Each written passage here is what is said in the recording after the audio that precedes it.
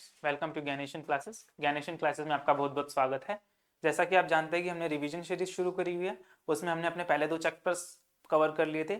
अगर आपने वो अब तक नहीं देखे हैं तो उसका लिंक आपको जो है आई बटन पे आपको मिल जाएगा, वहाँ से आप देख सकते हैं। ठीक है जी। और आज हमारा अकाउंटेंसी चैप्टर के चैप्टर नंबर 3 की बात करते हैं। चैप्टर नंबर 3 का नाम जो है हमारा वो है change in profit sharing ratio among the existing partners. ठीक है जी। तो इस चैप्टर में जो जो हमें पढ़ना है उसके बारे में हम पहले थोड़ा सा ओवरव्यू ले लेते हैं। ओवरव्यू में सबसे पहले हमारे पास है कि हमें क्या देखना है। हमें देखना है कि आपका जो है क्या क्या हम पढ़ने वाले हैं इस चैप्टर में। तो सबसे पहले जो हमें पढ़ना है वो है concept of reconstitution of the partnership. Partnership में जो है रिकॉन्स्टिट्यूशन क्या होता है। उसके बाद change in the meaning of change in profit sharing ratio among the existing partners को देखेंगे हम। फिर आएगा हमारे पास determination of gaining and sacrificing ratio. फिर आता है हमारे पास अकाउंटिंग फॉर गुडविल। उसके बाद आता है हमारे पास accounting for reserve accumulated profits and losses. फिर आता है हमारे पास revaluation of assets and reassessment of liabilities. ठीक है जी। उसके बाद लास्ट पॉइंट आता है हमारे पास preparation of balance sheet of reconstituted firm. आगे बढ़ते हैं जी, शुरुआत करते हैं। तो सबसे पहला कॉन्सेप्ट हमारा क्या था, concept of reconstitution of partnership. ठीक है जी। तो उसमें क्या कह रहा है, partnership agreement defines that the term of relationship among the partners, and whenever there is a change in the terms of the agreement, it's result in reconstitution of the firm। कहना क्या चाह रहा है कि भाई पार्टनरशिप जो है, जैसे हमने पहले चैप्टर की रिवीजन में देखा था, पार्टनरशिप डीड बनती है, उसको क्या बोला जाता है, एक एग्रीमेंट बोला जाता है। तो वो यही कह रहा है कि भाई पार्टनरशिप एग्रीमेंट जो है वो टर्म्स डिफाइन करता है पार्टनर्स की। जो हमारे जो पार्टनर्स होते हैं, जो लोग मिलकर काम कर रहे होते हैं, उन सबकी टर्म्स डिफाइन करता है। और जब भी उस टर्म्स में कुछ चेंज होता है, जैसे कि सपोज करो भाई हमारा जो प्रॉफिट शेयरिंग रेशियो था पहले इक्वल था, लेकिन अब जो है पार्टनर ने चेंज करके कहा कि हम इक्वल नहीं बांटेंगे, एक सर्टेन दूसरे पोर्शन में बांटेंगे। सपोज करो 3 पार्टनर थे, 1:1:1 में बांट रहे थे, लेकिन अब उन्होंने डिसाइड किया कि वो जो है 2:2:1 में बांटेंगे, यानी कि 2 पार्टनर्स का जो है प्रॉफिट का हिस्सा बढ़ जाएगा और एक का कम हो जाएगा।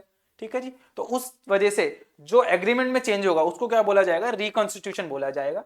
तो इसकी वजह से जो पूरा जो सिनेरियो चेंज होगा उसको क्या बोला जाएगा, रिकॉन्स्टिट्यूशन ऑफ द फर्म बोला जाएगा। ठीक है जी। फर्म के रिकॉन्स्टिट्यूशन में क्या क्या इवेंट हो सकते हैं, एक तो हमने अभी देखा प्रॉफिट शेयरिंग रेशियो में चेंज हो सकता है अमंग द एग्जिस्टिंग पार्टनर, या फिर कोई नया पार्टनर आएगा उसकी वजह से भाई उसके प्रॉफिट शेयरिंग में एडिशन होगा, या कोई पार्टनर जाया आएगा तो उसका जो प्रॉफिट का शेयर होगा वो बाकी के पार्टनर ले लेंगे, उस वजह से चेंज होगा। या पार्टनर की डेथ हो जाती है उस वजह से चेंज होगा, क्योंकि उस केस में भी क्या होगा, जो उसका शेयर ऑफ प्रॉफिट होगा वो बाकी पार्टनर्स ले लेंगे। उसके बाद आता है अमलगमेशन ऑफ 2 और मोर पार्टनरशिप फर्म। तो उस केस में भी क्या होगा, चेंज हो जाएगा पार्टनरशिप के एग्रीमेंट के अंदर। उसके बाद आता है हमारे पास meaning of change in the profit sharing ratio among the existing partner. उसका क्या मतलब है जी, एग्जिस्टिंग पार्टनर में agree to share the profit and losses in the ratio that were different from the earlier agreed ratio. अभी मैंने example दिया था आपको 1:1:1 का और फिर 2:2:1 का। उसमें क्या हुआ था, पहले 1:1:1 था, अब चेंज होकर 2:2:1 हो गया। तो उसको क्या बोला, result in change in the constitution of the firm. फिर से वही सेम बात आ गई। आगे कहता है change in the profit sharing ratio leads to dissolution of partnership and not the dissolution of the firm. भाई वो क्या कह रहा है कि अगर प्रॉफिट शेयरिंग रेशियो बदल रहा है, यानी कि पहले जो था उससे चेंज हो गया, जैसे हमारा अभी का एग्जांपल था, तो उसका क्या मतलब है, उसका मतलब है कि आपका जो डिसोल्यूशन, वो पार्टनरशिप का डिसोल्यूशन हुआ है, फर्म का नहीं हुआ। यानी कि जो पुराना एग्रीमेंट था वो खत्म हो जाएगा और नया एग्रीमेंट बन जाएगा, लेकिन फर्म तो वैसे की वैसी है। तो वहां पे क्या कह रहा है वो, इसलिए वो चीज ये कह रहा है कि change in the dissolution of partnership, change की वजह से क्या हुआ, डिसोल्यूशन हुआ पार्टनरशिप में, लेकिन फर्म के डिसोल्यूशन नहीं हुई। यानी कि फर्म तो चलती रहेगी, लेकिन जो पुराना एग्रीमेंट था वो खत्म होकर नया एग्रीमेंट बन गया। ठीक है जी। अब आगे क्या कह रहा है, because the existing partners agreement ends, यही बात मैंने आपको बताई, and the new partner agreement come into existence आ गया। अच्छा, इसके जो एडजस्टमेंट है वो चेंज इन, जो हमारा जो प्रॉफिट शेयरिंग रेशियो चेंज हुआ उसकी क्या क्या एडजस्टमेंट होगी, मतलब कि जब आप प्रॉफिट शेयरिंग रेशियो चेंज कर लोगे तो उसका इंपैक्ट किन किन चीजों पे आएगा उसकी बात कर रहे हैं। तो determination of gaining and sacrificing ratio, यानी कि अगर प्रॉफिट शेयरिंग रेशियो चेंज हुआ, जैसे अभी मैंने आपको एग्जांपल दिया था कि हमारे ए बी और सी पार्टनर्स है जिनका 1:1:1 का रेशियो था, बाद में इन्होंने 2:2:1 कर लिया।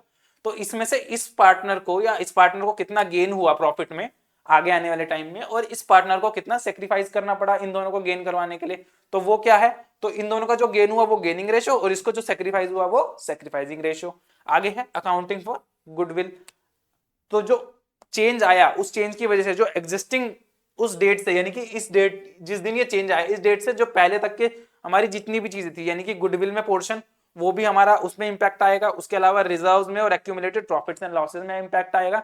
उसके अलावा आएगा जब, क्योंकि हम चेंज कर रहे हैं तो रिकॉन्स्टिट्यूशन हो रहा है, रिकॉन्स्टिट्यूशन में फिर हम एसेट्स और लायबिलिटीज की रीवैल्यूएशन करते हैं और रीअसेसमेंट करते हैं as a date of change के टाइम पे। उसके बाद आता है एडजस्टमेंट ऑफ कैपिटल। उससे इन सब चीजों की वजह से कुछ कुछ एडजस्टमेंट जो है हमारे कैपिटल के अंदर हो जाते हैं, यानी कि जो हमारा कैपिटल अकाउंट होता है उसके अंदर हम कुछ एडजस्टमेंट एंट्री पास करेंगे जिसकी वजह से वो चेंज हो जाएगा।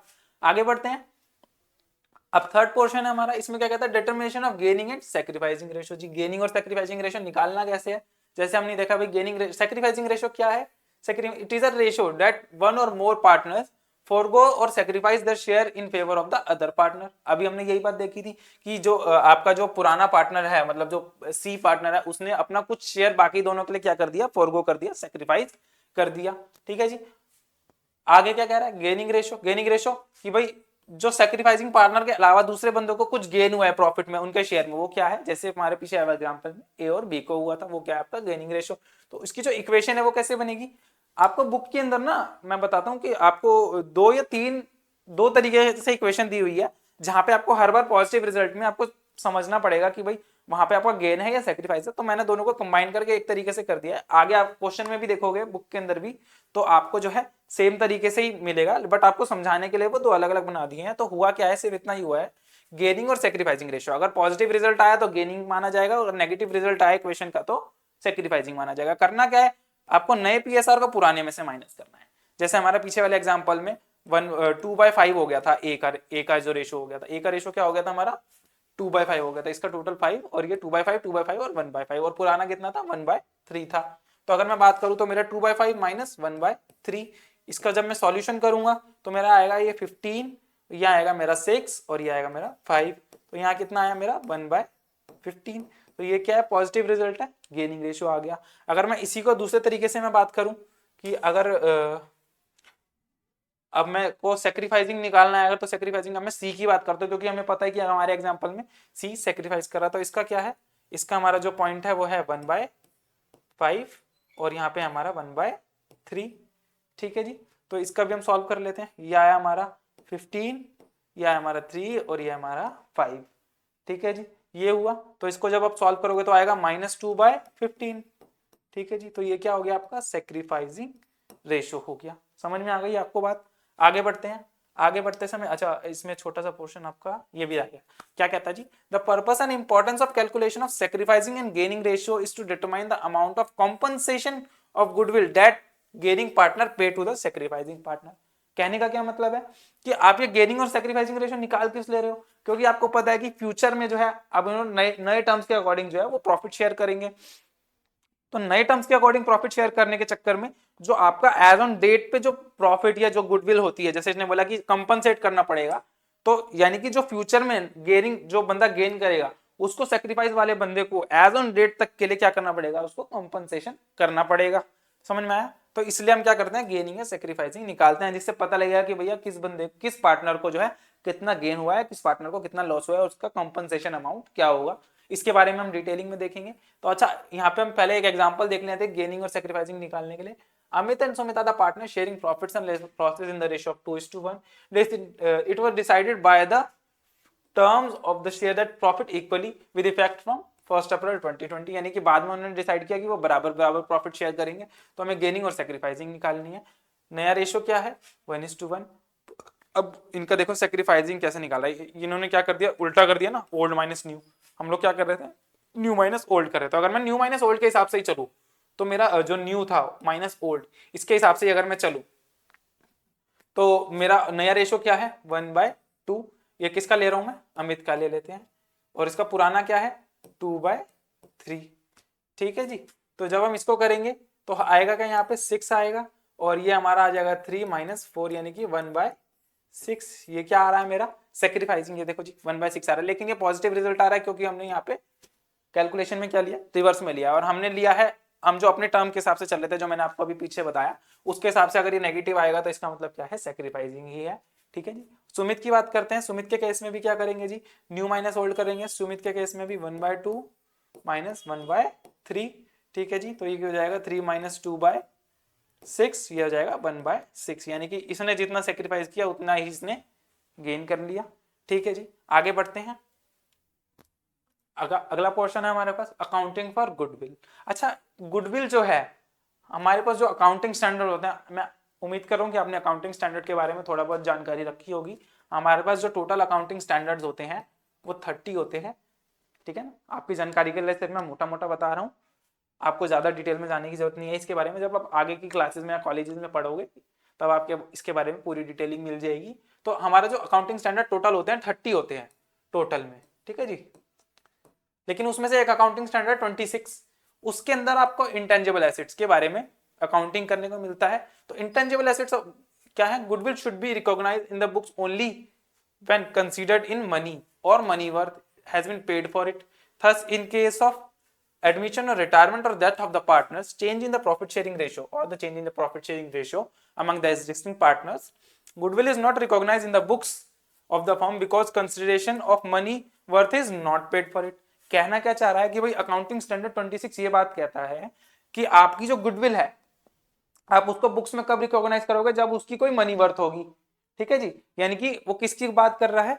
परचेज गुडविल की बात कर रहा है। हमने थोड़ा सा, मैंने अगर आपको याद हो तो पीछे वाले चैप्टर में अर्जुन रिवीजन नहीं देखी है वो देख सकते हैं। दो तरीके की हमारी गुडविल होती है, एक परचेज गुडविल होती है और एक सेल्फ रिकॉग्नाइज गुडविल होती है।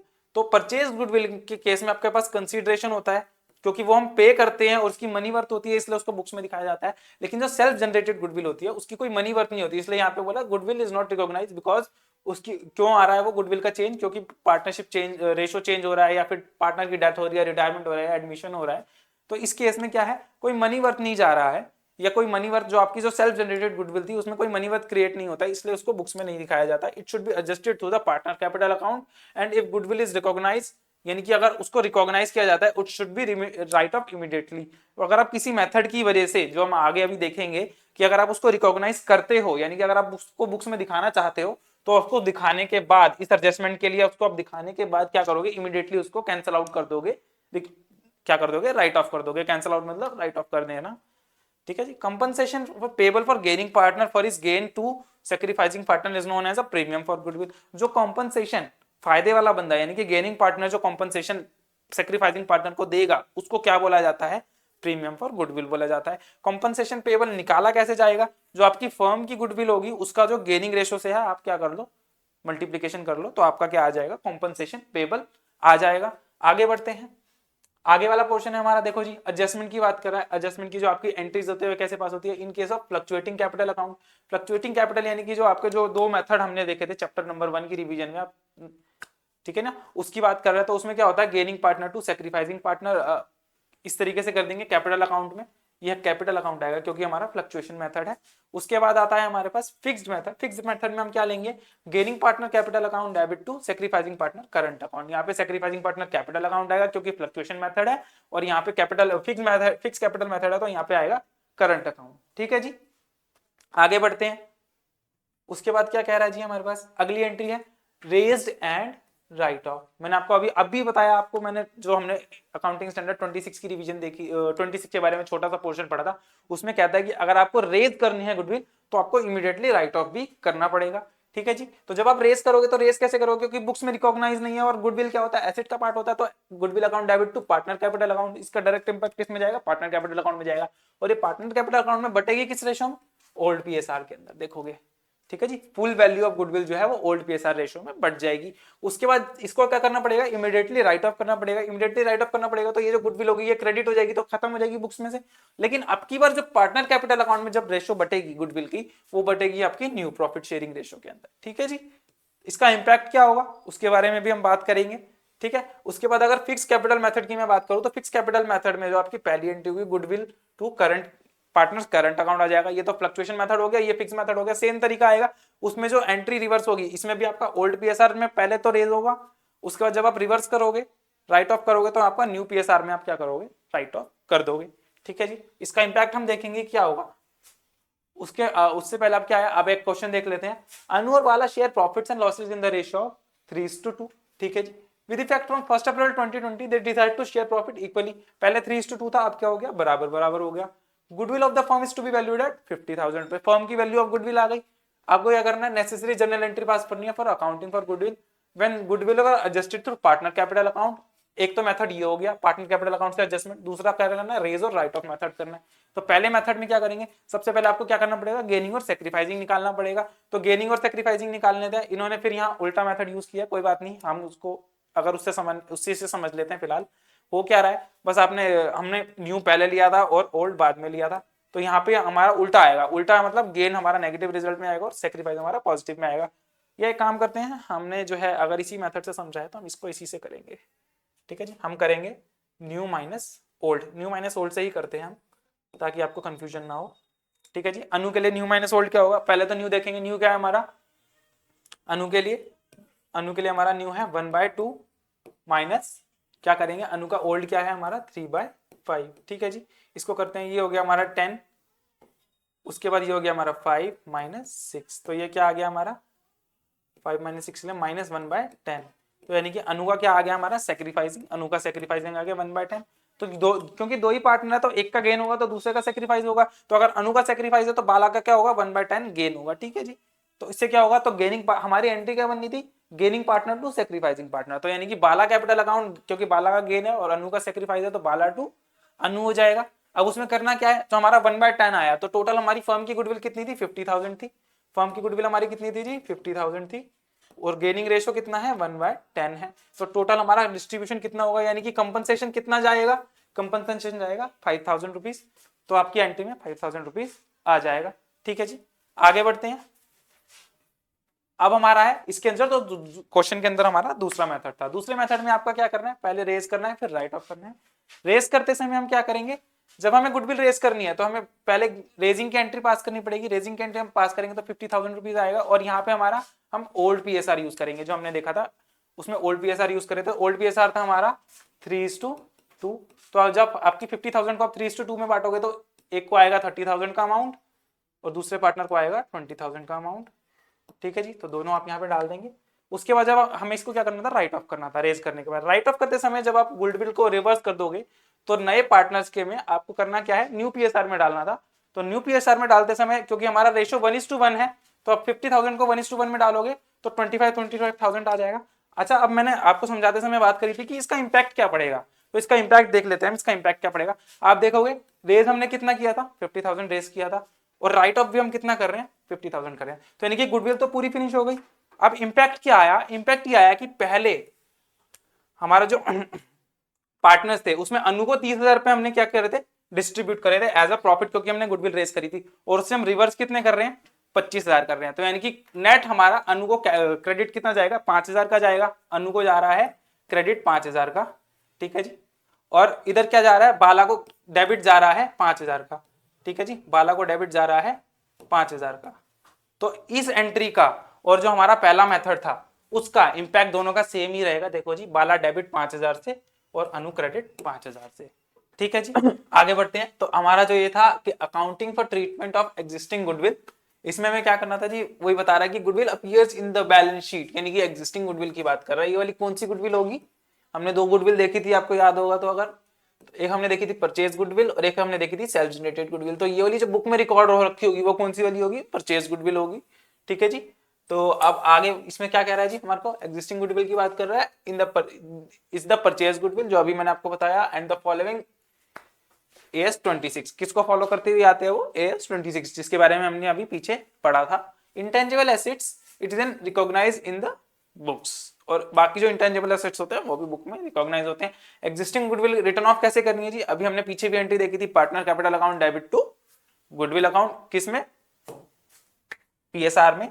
ठीक है जी, इंपॉर्टेंट नोट क्या कहता है, when main question is not prescribed in accounting treatment, when question is not does not prescribe that accounting treatment of existing goodwill, it is written off to the partner capital account और current account। अगर question में कुछ नहीं बोला हुआ तो हमें क्या करना है कि आपकी जो एग्जिस्टिंग गुडविल है उसको राइट ऑफ करेंगे पार्टनर के अकाउंट में। अगर फिक्स कैपिटल मेथड है तो पार्टनर के करंट अकाउंट में करेंगे, ये वाले में करंट अकाउंट में, और अगर फ्लक्चुएशन वाला मेथड है तो एक ही अकाउंट होता है कैपिटल अकाउंट, उसके अंदर करी जाएगी। आगे बात करते हैं, when existing goodwill is carried out in the books of accounts, क्या कहना चाह रहा है, in this case partner decide to carry forward the value of existing goodwill in the books of accounts, the effect is given in the net increase in the decrease in the value of goodwill। तो अगर वो यहाँ पे क्या कहना चाह रहा है कि अगर राइट ऑफ नहीं करना चाह रहे एग्जिस्टिंग गुडविल को, तो उसमें करना क्या है कि आपको जो एग्जिस्टिंग गुडविल है उसको आप ऐसे ही दिखाना चाह रहे हो बुक में जैसी जैसी है, तो आपको जो उसका नेट इंक्रीज डिक्रीज होगा उसका इफेक्ट आपको दिखाना पड़ेगा।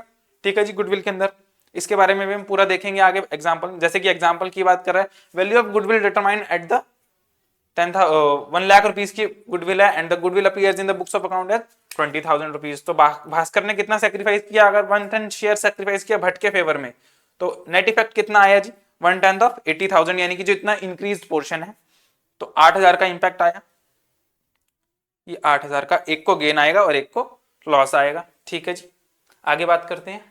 तो अब क्या करना है जी, हमारा जो 5th पॉइंट है उसमें क्या कर रहा है, accounting for reserves accumulated profits and losses. 5th point की हम बात करें तो इसमें क्या है कि आपके पास जितने भी as on the date of change in the agreement, यानी कि हमारा जो पीएसआर चेंज हो रहा है उसकी चेंज की डेट पर जितने भी हमारे रिजर्व्स होंगे पुराने वाले, या प्रॉफिट का क्रेडिट बैलेंस होगा, या आपका वर्कमैन कंपनसेशन रिजर्व होगा, या इन्वेस्टमेंट फ्लक्चुएशन रिजर्व होगा, ये जितने भी जनरल एक्स्ट्रा रिजर्व और स्पेसिफिक रिजर्व जो है, जितनी भी चीजें होंगी करंट डेट पे, उन सबको क्या करेंगे पार्टनर के कैपिटल अकाउंट में ओल्ड पीएसआर में बांट देंगे।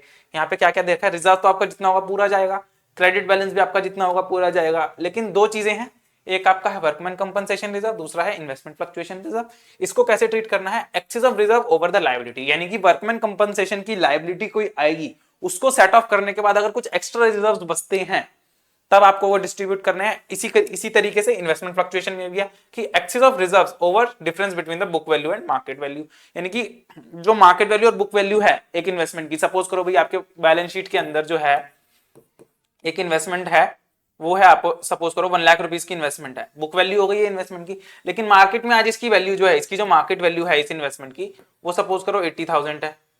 ठीक है जी, तो आपको नेट लॉस कितना हो गया इन्वेस्टमेंट में 20,000 का। और अगर आपके पास इन्वेस्टमेंट फ्लक्चुएशन रिजर्व्स जो हैं वो 30,000 के बने हुए हैं, तो आप ये 20,000 यहाँ पे सेट ऑफ कर दोगे तो नेट इंपैक्ट कितना बचेगा इन्वेस्टमेंट फ्लक्चुएशन का, यहाँ पे 10,000 बचेगा, क्योंकि आपने ये लॉस को जो है इस रिजर्व से सेट ऑफ कर दिया। हमने बनाया इसलिए था क्योंकि रिजर्व, अगर आपको पता हो तो इस चीज के बारे में।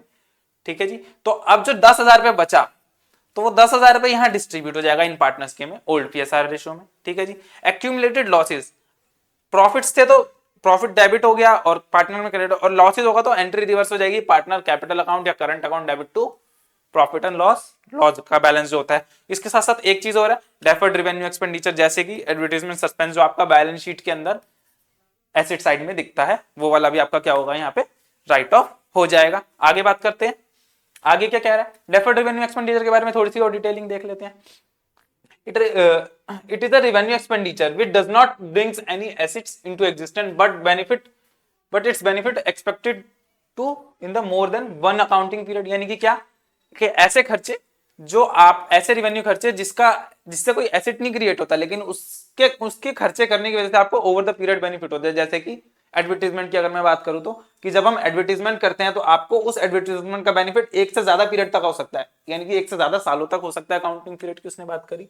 Deferred revenue expenditure is return off over the period during which the benefit is likely to be accrue, यानी कि जैसे अगर आपको लगता है कि आपने जो एडवर्टीजमेंट चलाई है उसका बेनिफिट आपको 3 साल तक मिलेगा, तो उसका जो भी खर्चा होगा उसको आप 3 सालों में डिवाइड करके राइट ऑफ कर दोगे ओवर द पीरियड या ओवर द उसकी बेनिफिट लाइफ। तो they also known as a fictitious asset, उनका दूसरा नाम क्या है fictitious assets. At a time of change in the profit sharing ratio, definite revenue expenditure is return off by debiting the partner capital account or current account in the old PSR. The journal entry is partner capital account current account to deferred revenue expenditure. ठीक है जी, deferred revenue expenditure write off in the old PSR, यही मैंने आपको बताई थी। एक entry देख लेते हैं जी, क्या क्वेश्चंस की। हरदीप और संदीप दो पार्टनर्स है, शेयरिंग प्रॉफिट इन 4:1, ये इनका एग्जिस्टिंग रेशियो है। They decide to share profit equally, ये क्या आ गया इनका न्यू पीएसआर आ गया। तो ओल्ड और न्यू दो कौन कौन से होगा, ये हो गया 4:1 और ये हो गया 1:1। ठीक है जी, 4:1 एंड 1:1। दोबारा से लिखते हैं 4:1 एंड 1:1, ये हो गया। आगे देखते हैं, विद इफेक्ट फ्रॉम अप्रैल की बात कर रहे हैं 1 अप्रैल 2020। तो balance sheet as on 31 March 2020 shows the advertisement suspense, यानी कि क्लोजिंग बैलेंस शीट कितना अमाउंट दिखा रही है 20,000 का दिखा रही है। तो आपको क्या करना है, यहाँ पे इसकी एडजस्टमेंट पास करनी है जनरल एंट्री। तो इसमें क्या करेंगे जी, हम इसमें हम यहाँ निकालेंगे इसका गेनिंग और सैक्रिफाइसिंग निकालेंगे। क्या निकालेंगे, गेनिंग सेक्रीफाइस निकालेंगे, वो बात की बात है। लेकिन उससे पहले उसने क्या बोला कि भाई यहाँ पे आपकी जो ये थी, तो चेंज जो हुआ है, तो जो चेंज हुआ है उस चेंज पे जो आपका पुराना बैलेंस था उसको ओल्ड पीएसआर में डिस्ट्रीब्यूट करना है। तो इसको हम क्या करेंगे, partner capital account debit to advertisement deferred revenue expenditure. तो ये आपका डेफर्ड रेवेन्यू एक्सपेंडिचर यानी कि तो इसको किया, तो आपने क्या किया, पार्टनर के कैपिटल अकाउंट कर दिए और ये कर दिया। तो इसको 4:1 में करेंगे 20,000 को। तो हरदीप का कितना आएगा 16 और संदीप का कितना आएगा 4। यहाँ पे देखिए हरदीप का 16 है, इसका 4 और ये 20,000 आपका आ गया। आगे बढ़ते हैं, अगला पॉइंट है, कुछ कुछ बातें हमें ध्यान रखनी है। क्या क्या बातें ध्यान रखनी है, जनरल पॉइंट जो आपको क्वेश्चन करते समय ध्यान रखना है। ये इसी चैप्टर के लिए नहीं, हर चैप्टर में आपको ये, क्योंकि ये तो बेसिक चैप्टर है, जो आपके आगे एडवांस चैप्टर आएंगे जैसे कि आपका एडमिशन है या फिर रिटायरमेंट और दैट और डिसोल्यूशन वाला पार्ट है, अगर वहां पे इनके कंबाइंड पॉइंट्स किसी क्वेश्चन में आते हैं तो आपको ये बातें ध्यान रखनी है। अगर कुछ स्पेसिफाई ना हो तो आपको रिजर्व, एक्यूमुलेटेड रिजर्व के प्रॉफिट और लॉसेज जो होंगे वो हमेशा आपको क्या करने हैं, डिस्ट्रीब्यूट करने हैं, even if the question is silent. अगला पॉइंट क्या है, वर्कमैन कंपनसेशन के लिए है कि रिजर्व्स को क्या करना है, सेट असाइड करना है out of the profit to be meet the liability towards the workman if any that may be arise. यानी कि वो क्या कह रहा है, आपका जो वर्कमैन कंपनसेशन रिजर्व है, जैसे हमने अभी पीछे देखा कि आपको अगर कोई लायबिलिटी आती है तो पहले उसको आपको क्या करना पड़ेगा, सेटअप करना पड़ेगा, लायबिलिटी को सेटअप करोगे, अगर कुछ बैलेंस बचता है रिजर्व में फिर भी तब आप डिस्ट्रीब्यूट करोगे। अच्छा एक चीज और, अगर इस केस में सपोज करो आपका वर्कमैन कंपनसेशन रिजर्व जो आपने बनाया था वो सपोज करो आपका 10,000 का था और आपका जो लायबिलिटी आई वो आई सपोज करो 15,000 की, तब आप क्या करोगे, तो ये कहता है कि भाई आप 10,000 का रिजर्व तो इससे सेट ऑफ कर लो, लेकिन अब जो 5,000 बचा, क्योंकि आप वर्कमैन कंपनसेशन रिजर्व अगर एक्स्ट्रा बचता तब आप क्या करते, इसको पीएसआर में डिस्ट्रीब्यूट कर देते। लेकिन अब हमें और लायबिलिटी देनी है तो इसको लोगे भी किससे, पार्टनर से लोगे इन देयर पीएसआर रेशियो। कहने का क्या मतलब है कि दो एग्जांपल मैं ले लेता हूं, यहाँ पे दो एग्जांपल ले लेते हैं हम थोड़े से और अच्छे से समझने के लिए। एग्जांपल नंबर 1 की मैं बात करूं, अगर अलग से पेज पे लेते हैं, देखो जी यहाँ पे मैं एग्जांपल ले लेता हूं। करना क्या है हमें, सपोज करो वर्कमैन कंपनसेशन जो रिजर्व है आपका फर्स्ट केस में 10,000 रुपीज है, ठीक है जी, और आपका जो क्लेम निकला वो क्लेम निकला आपका 8,000 रुपए, ठीक है जी। तो अब यहाँ पे जो आपका बैलेंस बचा वर्कमैन कंपनसेशन का वो कितना बचा, 2,000 का। तो ये जो 2,000 है ये पार्टनर के कैपिटल अकाउंट में, पार्टनर के कैपिटल अकाउंट में डिस्ट्रीब्यूट कर देंगे इन देयर पीएसआर, ठीक है जी। केस 2 कि आपका जो वर्कमैन कंपनसेशन रिजर्व है वो 10,000 रुपए है, ठीक है जी, और आपका जो क्लेम है, क्लेम भी आपका क्या है 10,000 रुपए है। तो ये पूरा का पूरा इससे सेट ऑफ हो जाएगा। बैलेंस आपका कितना बचेगा, कुछ भी नहीं बचेगा, बैलेंस क्या बचेगा 0। तो आपको पार्टनर कैपिटल अकाउंट में कुछ भी नहीं जाएगा, पार्टनर के कैपिटल अकाउंट में क्या जाएगा, कुछ भी नहीं जाएगा, क्योंकि क्लेम पूरा सेटल हो गया। केस नंबर 3 की बात करेंगे। केस नंबर 3 में अगर वर्कमैन कंपनसेशन रिजर्व मेरा 10,000 है और क्लेम जो है वो मेरा आया वर्कमैन कंपनसेशन का सपोज करो 15,000 पे, ठीक है जी। तो अब यहाँ पे अभी रिजर्व खत्म हो गया, अब क्लेम बैलेंस बचा हुआ है, क्लेम बैलेंस बचा हुआ है। क्लेम बैलेंस कितना बचा हुआ है 5,000 रुपए का। तो अब इस क्लेम को क्या करेंगे, हमने एक्सिस बैलेंस जो था यहाँ पे 2,000 का वो तो डिस्ट्रीब्यूट कर दिया था क्योंकि बैलेंस बच रहा था। अब यहाँ पे क्लेम बचा हुआ है तो पार्टनर से मंगवा लेंगे हम। तो यहाँ पे क्या करेंगे, कॉल करेंगे पार्टनर से इस क्लेम के पैसे को इन देयर पीएसआर में। जैसे ही हम एक्सिस बैलेंस डिस्ट्रीब्यूट करते हैं जिस पीएसआर में, उसी पीएसआर में उनसे क्या कर लेंगे, वापस से मंगवा लेंगे क्लेम को, ठीक है जी। आगे बात करते हैं, हाँ जी, तो चलिए आगे बात करते हैं, एग्जांपल देख लेते हैं। ABC are the partner sharing profits and losses in the ratio of 3:3 they decide to share profit equally with effect from 1 April 2020 की बात कर रहा है। On that date general reserve यानी कि पुराना बैलेंस की बात कर रहा है, क्रेडिट बैलेंस शो कर रहा है 72,000 रुपए का जनरल रिजर्व का। Instead of distributing the general reserve it was decide to record the adjustment entry reflecting the change in the PSR. अच्छा ये वाला क्वेश्चन कहां से आया, जो हमने अभी पीछे एक पॉइंट देखा था इसके रिगार्डिंग क्वेश्चन है, मैं आपको बता देता हूँ। जो हमने एक पॉइंट देखा था यहाँ पे, कहाँ गया वो हमारा, ये वाला पॉइंट, ये वाला जो पॉइंट था कि अगर आपको बैलेंस को जो है रिकॉर्ड करके रखना तब आपको क्या एडजस्टमेंट डालनी है, तो उसके रिगार्डिंग ऐसा वाला क्वेश्चन है। तो ये कह रहा है कि भाई आपको पता है ना, अब जनरल एंट्री कैसे पास है, सबसे पहले क्या करेंगे, ओल्ड पीएसआर दे रखा है और न्यू पीएसआर हमें पता है, तो इससे हमने क्या निकाल लिया, गेन और सेक्रीफाइस निकाल लिया। इसका सेक्रीफाइस आया और गेन आया, तो गेनिंग टू सेक्रीफाइसिंग हमारी एंट्री होती है। गेनिंग सी क्योंकि गेन है तो गेन टू सेक्रीफाइस, और रेशो क्या है 2/24 और 1/24 1/24, इसका 2/24 है तो यानी कि इसको 2/24 से मल्टीप्लाई करेंगे तो हमारा कितना आ जाएगा 6000 और दोनों में इक्वल इक्वल आएगा तो वो 3000 से आपकी एंट्री पास हो जाएगी। तो ये क्या हो गई, एडजस्टमेंट हो गई जनरल रिजर्व की। ठीक है जी, यहाँ क्या कह रहा है, due to change in the profit sharing ratio there is a gain of 224 to C but the loss, यानी कि सेक्रीफाइस किसको हो रहा है, अगर सी को गेन हो रहा है तो ए और बी को सेक्रीफाइस हो रहा है 124 ईच का, 1/24 ईच का in their shares. Since the capital account of AB should be credited with the 124 balance in the general reserve, जैसे कि ये हमने निकाला जो हमने यहाँ एंट्री पास करी है, और सी को क्या होगा, सी को आपका होगा गेन होगा 6000 रुपीज का, ये सी को आपका गेन होगा 6000 रुपीज का। ठीक है जी, ये वाला जो आपका गेन है। आगे बात करते हैं हम, चलते हैं आगे। पूछे यहाँ पे भी एक इंपॉर्टेंट पॉइंट आता है जो आपको याद रखना है, when reserves accumulated profits and losses are adjusted through partner capital account, reserves accumulated profits and losses will be continue to be shown in their old value। भाई जब आप उनको एडजस्ट कर दोगे, जैसे हमने क्वेश्चन में देखा कि हमने एडजस्ट कर दिया, तो जो बैलेंस होगा वो बैलेंस शीट के अंदर एज इट इज दिखेगा, रिकॉन्स्टिट्यूटेड फॉर्म की बैलेंस शीट के अंदर, जो हम लास्ट में बनाना सीखेंगे कि वो क्या होती है। तो जो आपका जो पुराना बैलेंस था उसको वो एज इट इज दिखेंगे, बस उसकी एडजस्टमेंट एंट्री किसके अकाउंट में पास हो जाएगी, पार्टनर के कैपिटल अकाउंट में पास हो जाएगी। तो हमने दो मेथड देखे, बड़े ध्यान से सुनेंगे, हमने कितने मेथड देखे, हमने दो मेथड देखे। कौन कौन से दो मेथड देखे, एक तो देखा कि आपका जो एग्जिस्टिंग बैलेंस है उसको आप क्या कर रहे हो, राइट ऑफ कर रहे हो, उसको फिर आप क्या कर रहे हो, राइट ऑफ कर रहे हो, राइट ऑफ कर रहे हो।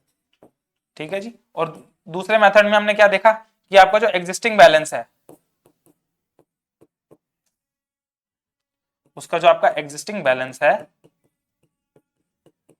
उसको आप क्या कर रहे हो, आगे कैरी फॉरवर्ड कर रहे हो। कैरी फॉरवर्ड कर रहे हो मतलब उस बैलेंस को आगे आप दिखाना चाह रहे हो। तो इस केस में तो आप पार्टनर कैपिटल अकाउंट में क्या करते हो, उसको राइट ऑफ कर देते हो। इस केस में सिर्फ पार्टनर्स के बीच में एडजस्टमेंट एंट्री पास होती है, जो कि हमने अभी अभी पीछे देखा। यहाँ तो आपका बैलेंस पूरा चले जाएगा इनके अकाउंट में, यहाँ सिर्फ एंट्री की एडजस्टमेंट होगी। जो नेट बैलेंस हमने देखा था अभी, जैसे हमने पीछे वाली एंट्री में देखा था 6000 का सी को मिल रहा था और बी और ए को 3000 का मिल रहा था बैलेंस। ठीक है जी, आगे बढ़ते हैं हम।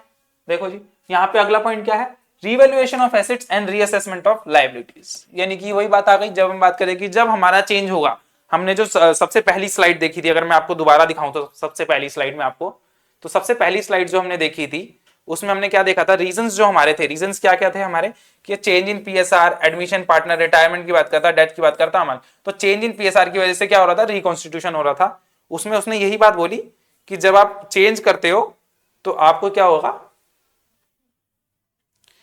उसमें आपको बताना पड़ेगा कि आपने कैसे कैसे उसको किया। तो चेंज करते टाइम पे आपकी काफी सारी चीजें चेंज होंगी। जो जो चीजें चेंज होंगी वो क्या है, increase in the value of asset होगा, या तो डिक्रीज हो सकता है रिवैल्यूएशन के टाइम पे एसेट्स में, या लायबिलिटी में इंक्रीज डिक्रीज हो सकता है, या कोई आपके पास ऐसा हो सकता है कि आपको पता लगा कि आपने कोई अनरिकॉर्डेड एसेट अभी तक रिकॉर्ड नहीं किया बुक के अंदर, उसके बारे में अनरिकॉर्डेड लायबिलिटी भी हो सकती है। उसके अलावा क्या हो सकता है, कुछ कुछ बैलेंस ट्रांसफर की बात कर रहा है। अच्छा, जब एसेट इंक्रीज होगा, तो जब एसेट इंक्रीज होगा तो एसेट की वैल्यू बढ़ रही है, एसेट बढ़ रहा है, एसेट बढ़ रहा है तो एसेट डेबिट होगा, और उसका इंपैक्ट किस में जाएगा, क्योंकि हमने कुछ बैलेंस नहीं दिया, हम रिवैल्यू कर रहे हैं, तो रिवैल्यूएशन अकाउंट उसको लेके जाएंगे। ऐसे अगर एसेट डिक्रीज होगा तो इंक्रीज के टाइम पे तो asset account debit to revaluation होगा, डिक्रीज के टाइम पे एंट्री को उल्टा कर देंगे, revaluation account debit to asset account. Liability के केस में लायबिलिटी जब इंक्रीज होगी तो रिवैल्यूएशन टू लायबिलिटी होगा, डिक्रीज के टाइम पे लायबिलिटी टू रिवैल्यूएशन होगा। ठीक है जी, अनरिकॉर्डेड एसेट है, फिर से एसेट है, एसेट आ रहा है, अनरिकॉर्डेड है तो unrecorded asset to revaluation account, और लायबिलिटी को अनरिकॉर्डेड रही है तो ये तो revaluation account debit to unrecorded liability. अगला क्या है, for transfer of balance of revaluation account to the credit to one side and more than total of debit side, that क्या है, गेन। यानी कि अगर आपका जो बैलेंस है वो क्या कहना चाह रहा है कि transfer of balance of revaluation account, the transfer of balance of revaluation account total credit side, यानी कि क्रेडिट साइड का टोटल जो है वो डेबिट साइड से ज्यादा है। कैसे, ये क्रेडिट साइड, ये डेबिट साइड, अगर इसका टोटल मोर देन है इसके टोटल से तो ये क्या है, आपका प्रॉफिट का पोर्शन हो गया। लेकिन अगर इसका टोटल आपका मोर देन है इससे, तो ये क्या होगा, आपका लॉस पोर्शन हो जाएगा, है ना जी। अगर यहाँ पे बैलेंस आया तो लॉस, यहाँ पे बैलेंस आया तो प्रॉफिट, वो वही बात कह रहे हैं। तो एंट्री क्या पास होगी जी, revaluation account debit to partner capital account, और इसके अलावा दूसरी एंट्री क्या पास होगी लॉस के केस में, partner capital account debit to revaluation account. समझ में आती है बात। आगे बात करते हैं हम। अगला क्या है, स्पेसिमेन क्या है रिवैल्यूएशन अकाउंट का, देखो जी एसेट इंक्रीज, ये आपका एसेट हो रहा है डिक्रीज और ये एसेट हो रहे हैं आपके इंक्रीज। ये देखो इंक्रीज के टाइम पे क्योंकि हमने एंट्री क्या पास करी थी, एसेट टू रिवैल्यूएशन, तो एसेट इंक्रीज की एंट्री में बाय एसेट हो जाएगा, डिक्रीज के टाइम पे रिवैल्यूएशन टू एसेट, तो टू एसेट हमारा यहाँ पे आ जाएगा। उसके बाद आता है लाइबिलिटी इंक्रीज होती है क्योंकि रिवैल्यूएशन टू लाइबिलिटी करते थे इंक्रीज के टाइम पे, तो लाइबिलिटी इंक्रीजिंग वाली आ जाएगी और डिक्रीजिंग वाली लाइबिलिटी यहाँ आ जाएगी। अनरिकॉर्डेड एसेट यहाँ आ जाएंगे, अनरिकॉर्डेड लाइबिलिटी यहाँ आ जाएंगी। उसके बाद कोई पार्टनर को अगर रेम्यूनरेशन दिया गया है वो यहाँ पे आ जाएगा। कैपिटल कैश या बैंक से एक्सपेंसेस कर रहे हैं रिवैल्यूएशन के टाइम पे, ये दो चीज क्या है, ये दो चीज एक्चुअली है कि आप जब रिवैल्यूएशन करते हो तो जो बंदा रिवैल्यूएशन कर रहा है इधर वो पार्टनर हो सकता है या कोई और हो सकता है, उसको कुछ अमाउंट दिया जाता है, तो ये वो दो खर्चे हैं, एक तो रिवैल्यूएशन के खर्चे और अगर पार्टनर ने वो रिवैल्यूएशन करा है तो उसको हो सकता है रेम्यूनरेशन दिया जाए उस रिवैल्यूएशन के काम का, और अगर गेन आता है तो यहाँ पे और लॉस आता है तो यहाँ पे ये पार्टनर कैपिटल अकाउंट में ट्रांसफर हो जाएगा। यानी कि दोनों में से कोई एक ही बात होगी, वही बात कह रहा है कि भाई दोनों में से या तो लॉस आएगा या आपको गेन आएगा। इंपॉर्टेंट नोट यहाँ पे क्या है, revaluation account is prepared, assets and liability are appear in the balance sheet of the reconstituted firm at their revised value. यानी कि जो हम लास्ट में रिवैल्यूएशन की बात कर रहे थे रिकॉन्स्टिट्यूटेड फर्म की, तो वहां पे हर चीज, हर एसेट या हर लायबिलिटी की जिसकी वैल्यू भी रिवाइज हुई है एज पर रिवैल्यूएशन अकाउंट वो आ जाएगा। और साथ में एक चीज और आएगी वो हम आगे देखेंगे क्या आती है।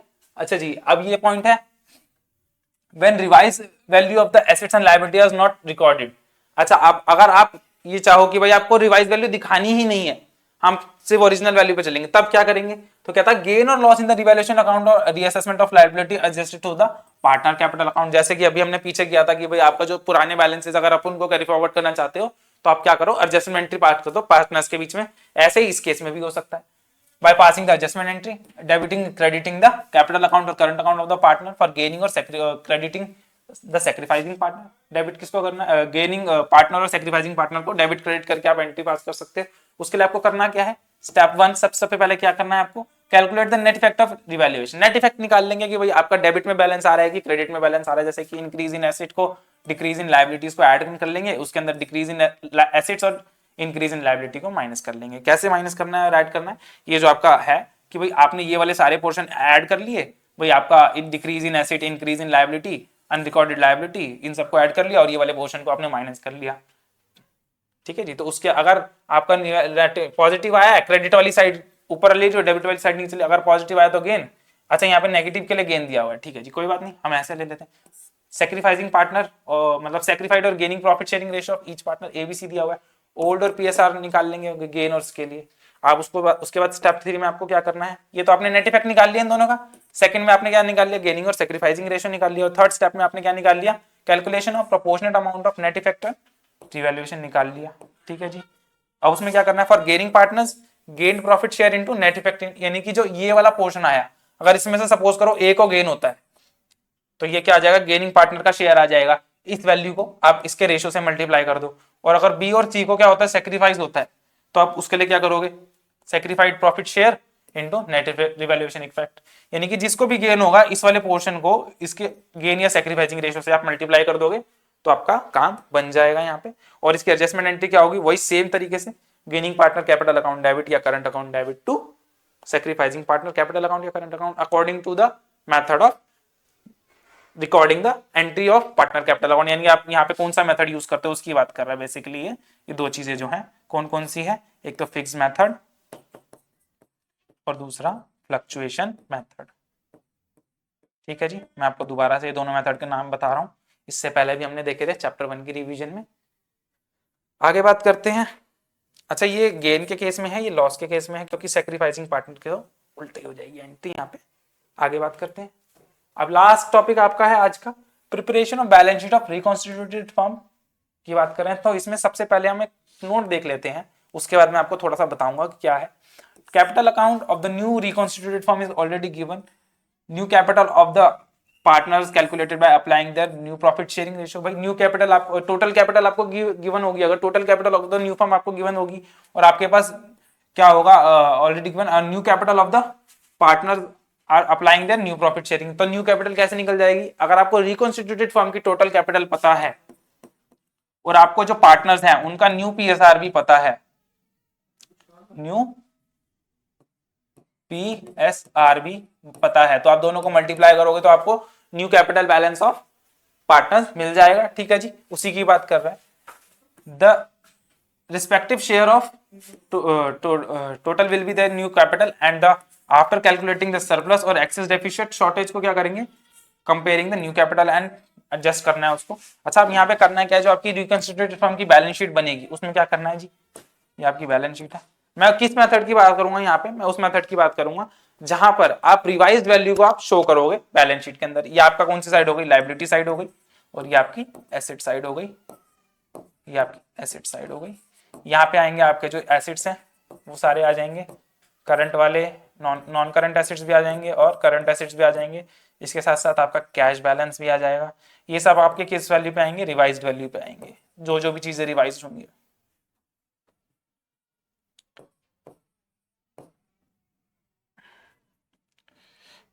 रिवाइज्ड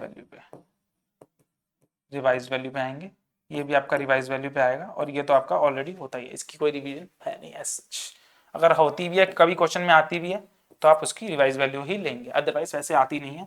इसके बाद आता है कैपिटल अकाउंट आपका, यहाँ पे जो आपका न्यू कैपिटल होगा सभी पार्टनर्स का वो आएगा, न्यू कैपिटल बैलेंस जो आपने इससे निकाला होगा। उसके बाद आता है आपके क्रेडिटर्स, यहाँ पे non current liabilities, current liabilities या क्रेडिटर्स लिख लो, आप कैसे भी लिख सकते हो कि कैपिटल हो गया, ठीक है जी। ये आपका नॉन करंट लायबिलिटीज हो गया और ये करंट लायबिलिटीज हो गया। ये सब किस पे आएंगे, आपके रिवाइज वैल्यू पे आएंगे। किस पे आएंगे जी, रिवाइज वैल्यू पे आएंगे। इसका फिर आप टोटल कर लेंगे तो आपका ये मैच हो जाएगा। यहाँ पे आपके रिजर्व्स भी हैं साथ में,